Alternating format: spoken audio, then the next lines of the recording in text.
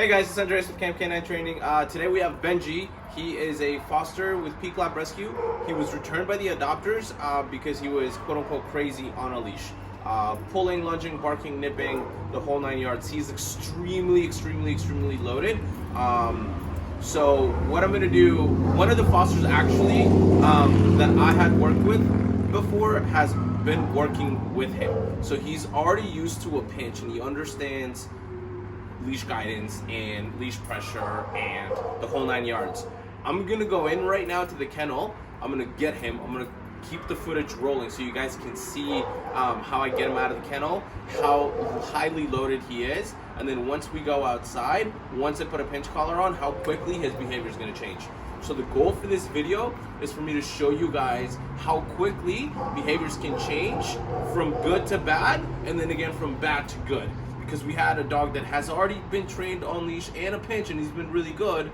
Then he got adopted and then he got returned because they weren't doing the correct protocols. They weren't putting enough structure, and now he's back in a home with a foster, and now it's back to square one. So I'm going to show you kind of the progression from how we turned a good dog to even better where he's healing and he's listening, to somebody who doesn't follow the protocols, and then back to getting him back on track. All right, so follow me, we'll show you guys everything.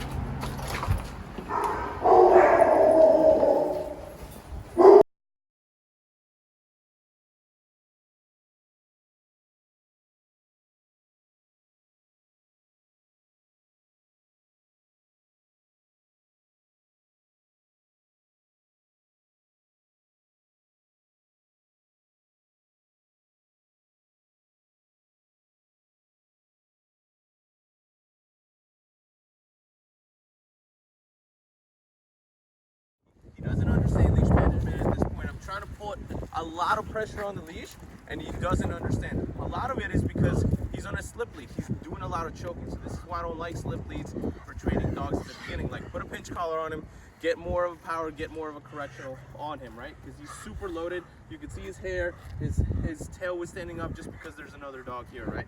So we're gonna get his loading under control. Gonna size him up with a pinch and then we'll go from there.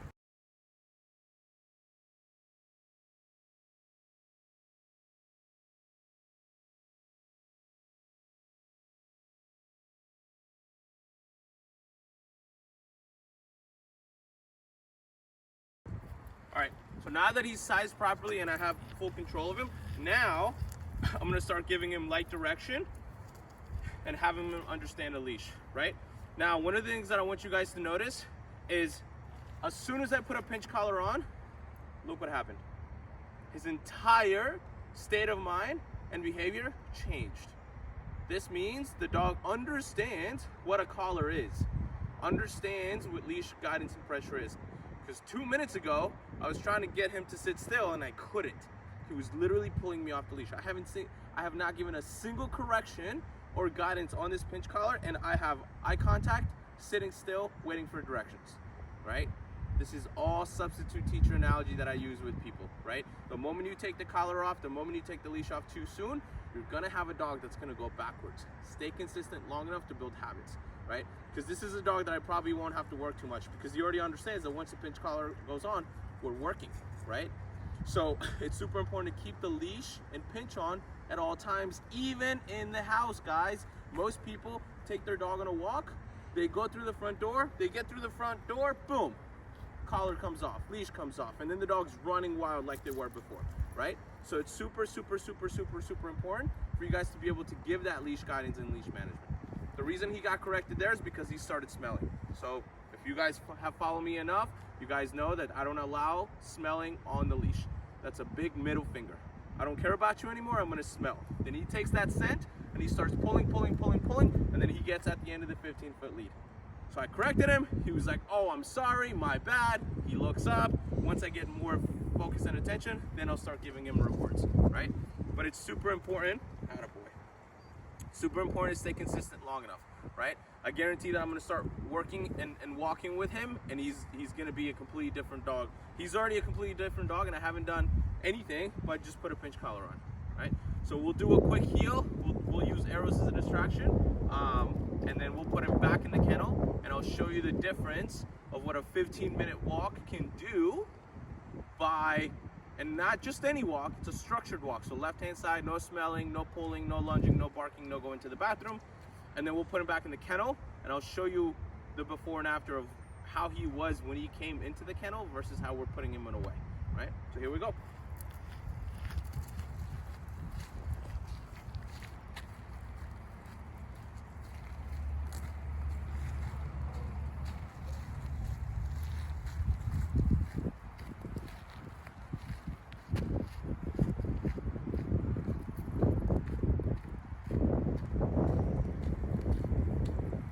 That's 2 corrections so far, and they have really been just kind of reminders because he's inching forward, right? He really understands already a heel. Again, this is a dog that has been trained.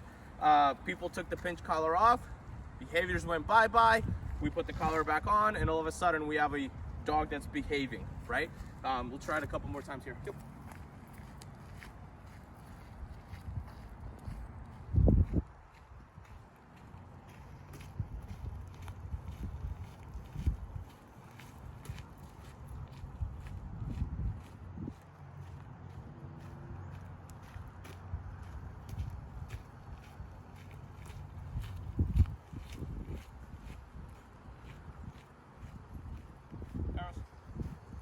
Down.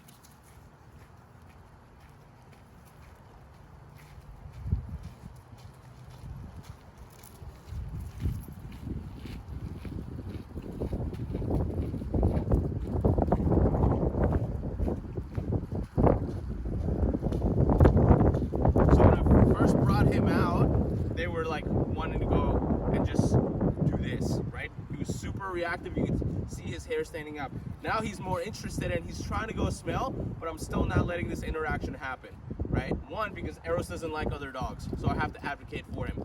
2, he's reactive, right? And it doesn't matter if he's highly loaded because he wants to go play, or he's negatively loaded because he wants to go dominate, right?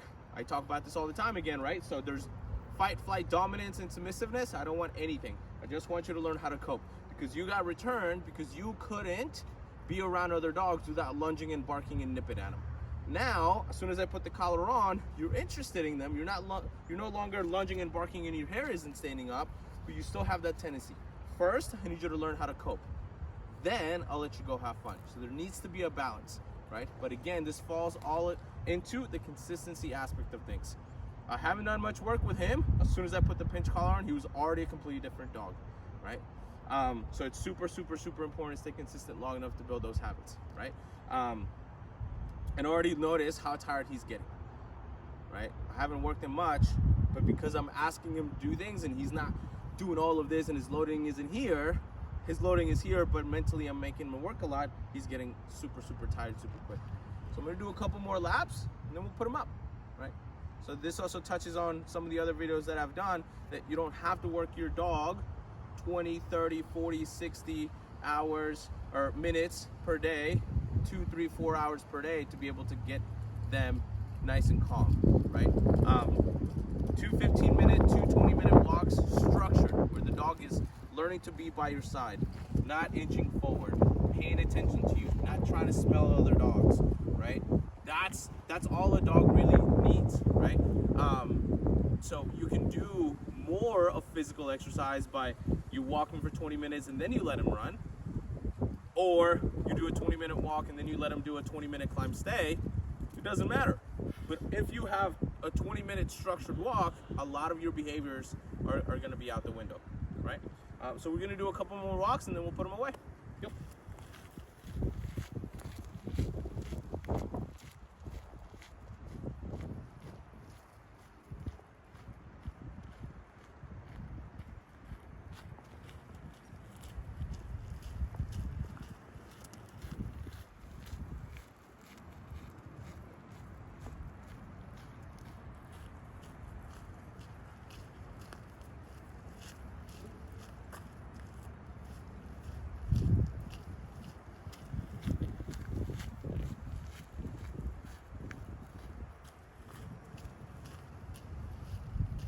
Now you can see he doesn't even need any guidance, right?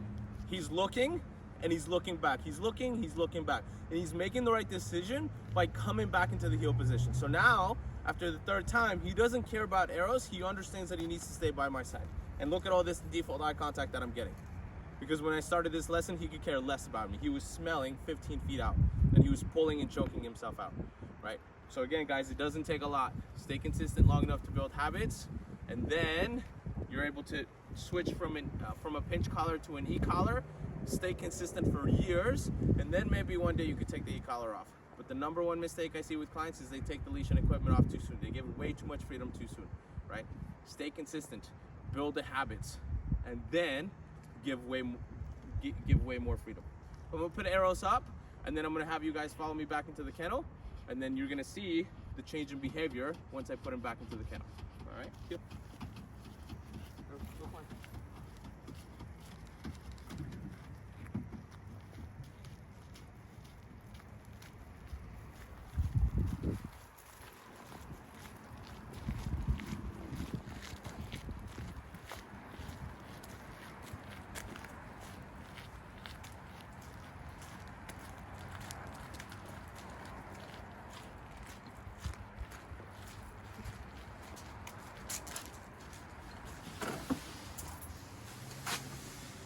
So here, coming back in, we're also gonna practice open door doesn't mean go. So as soon as I was walking in, he was already walking in, right? I didn't block the door, but he's bolting through. So this is a lot of the times where I see people tell me like, hey, I walked my dog for a long time, 20, 30, 40 minutes, an hour and a half, but he's still crazy. I can't get him to calm down. Well, loading control, remember, as you're coming through the door, the crate door, the car door, the garage door, the side door, doesn't matter. If it's a threshold, then you need to practice loading control, which means open door does not mean go. You're gonna open up the door and wait for the dog to make the decision. So the first time around, he got corrected and he was like, oh, my bad. The second time, he's like, what do you want me to do? And he's looking at me. So then my job is to say yes and reward. But notice I didn't bribe him to go into his sit. He's giving me a default sit. So this is brownie points, but I'm not looking for a sit. Way too many people bribe their dogs into a sit at the door to stop them from bolting in, right? I just came through the door. That's all I did, but I didn't say anything else, right? So now that he's nice, calm, and collected, then we're gonna walk inside, right? Follow me.